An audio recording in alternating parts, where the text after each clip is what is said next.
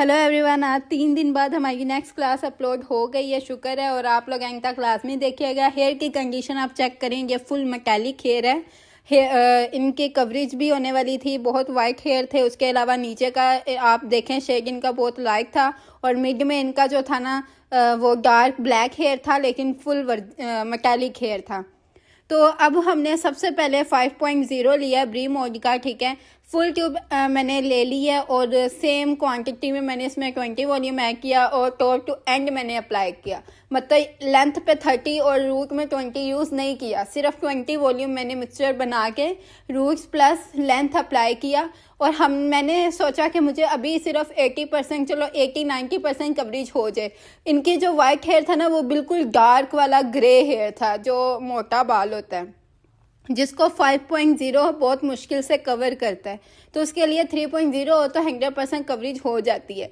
तो लेकिन इनका मैंने 5.0 ही लिया। अब आप एप्लीकेशन का मेथड देखो, मैं रूट्स छोड़ के जस्ट लेंथ पे अप्लाई कर रही हूँ। और यहाँ पे मेरे जो ग्लव्स हैं उसको इग्नोर करिएगा, क्योंकि जो है ना ग्लव्स ख़त्म हो चुके थे, तो मैंने ये वाला यूज़ कर लिया।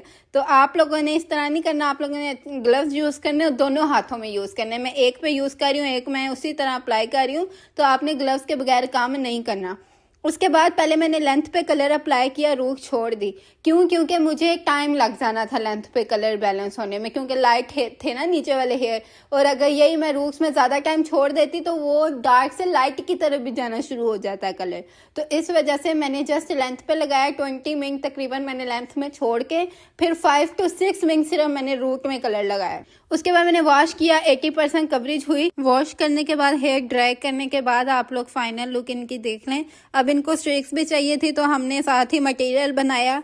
अब यहाँ पे जो मैं ब्लोंडर यूज़ कर रही हूँ वो विका का कर रही हूँ, आप लोग इसका स्क्रीनशॉट ले लो। और जब भी मेटालिक हेयर पे काम करने लगो तो ये ब्लोंडर यूज़ कर सकते हो। अब देखो 9+ लिफ्टिंग करता है ये ब्लोंडर पाउडर, और मतलब फ़ौरन से वर्क करता है। लेकिन इनका हेयर इतना गंदा वाला हेयर था ना कि इसने हमारी बहुत लेट लिफ्टिंग की है, बहुत ज़्यादा लेट, और इतने पैच आ रहे थे। अब मैं आप लोगों को इसी क्लास में बताऊंगी कि अगर ऐसे पैच आते हैं या इस तरह के क्लाइंट पे आप लोग काम शुरू कर देते हो, मैनेज किस तरह से करना है वो सारा आप लोग सीखोगे। एंड तक क्लास में देखना है। यहाँ मैंने 30 वॉल्यूम का यूज़ किया। विका ब्लोंडर के साथ कोई भी आप 30 वॉल्यूम यूज़ कर सकते हैं, ठीक है, किसी भी कंपनी का। तो यहाँ पे मैंने 30 से मटेरियल बनाया। अब मैं इसको जिस तरह फॉइलिंग करते हैं उस तरह अप्लाई करूँगी। फॉइलिंग की वीडियो मैंने नहीं दिखाई, क्योंकि वो मैंने अपलोड की हुई, आप लोग मेरे चैनल पे जाके देख सकते हो। यहाँ पे हमारा बेसिक्स प्रोफेशनल कोर्स है, जिसमें मैं आप लोगों को बेसिक्स चीज़ें बताना चाह रही हूँ। तो आप लोग उन पे गौर करना। अभी मटेरियल की थिकनेस भी मैंने इसमें दिखाई है कि मटेरियल पतला पानी की तरह नहीं होना चाहिए। जब भी काम करो मटेरियल आपका थिक हो। अब फॉइलिंग के बाद ये देखें, उनका जो रूट के पास हेयर था ना, अभी उन्होंने कवरेज के लिए कोई लोकल कलर नहीं लगाया था, वो इनका थोड़ा वर्जन हेयर आया था, तो वहाँ लिफ्टिंग हो रही थी। लेकिन ये आप फॉइल में देखो कि उनके कितने पैच आ रहे हैं। एंड इतना लाइट है, रूट के पास इतना लाइट है, मिड में तो लिफ्टिंग हो ही नहीं रही थी। और आप लोगों को पता है जब भी मेटालिक हेयर पे काम करो तो आपका हेयर कभी भी 7 से ज़्यादा लिफ्ट नहीं होता। अगर आप लोग कोई और ब्लोंडर यूज़ करते हो, जैसे ब्री मोड का, या इसके अलावा कोई और ब्लोंडर यूज़ करते हो, फिर तो आपकी लिफ्टिंग होती नहीं है, ठीक है। आप ऑरेंज पिगमेंट को रिमूव कर ही नहीं सकते। लेकिन यहाँ पे मैंने कुछ हद तक जो है कंट्रोल की है। इसी तरह आप लोग कंट्रोल करना। अब जैसे कट डाउन के बाद जो हमारा हेयर था, मैंने 4 दफ़ा इसमें अगेन मल्सिफिकेशन की है, सारी फॉल्स को ओपन करके, ताकि जो पैच है वो निकल जाए। उसके बाद यहाँ पे जो मैंने ट्रिक यूज़ की है, वो ट्रिक आप लोग देखो क्या यूज़ की है कि मैंने जब कट डाउन के साथ मल्सिफिकेशन कर रही थी ना 1 by 1 फॉइल ओपन करके, तो उसके अंदर ही मैं ब्लू शैम्पू का ऐड कर रही थी। तो आप लोग देखो कि मैं जो ब्लू शैम्पू है इजी कलर वालों का, वो साथ ही मैं फॉइल के अंदर डालती हूँ और उसके साथ मल्सीफाई करती हूँ। उससे ये होता है कि कुछ हद तक ऑरेंज पिगमेंट कंट्रोल हो जाते हैं, वहाँ पे रिमूव हो जाते हैं, और हमारा जो है ना, जो हमारी वेविंग है वो इक्वल हो जाती है। इनके इतने गंदे पैच आ रहे थे, 7 लेवल से तो ज़्यादा लिफ्ट होना ही नहीं था, ठीक है।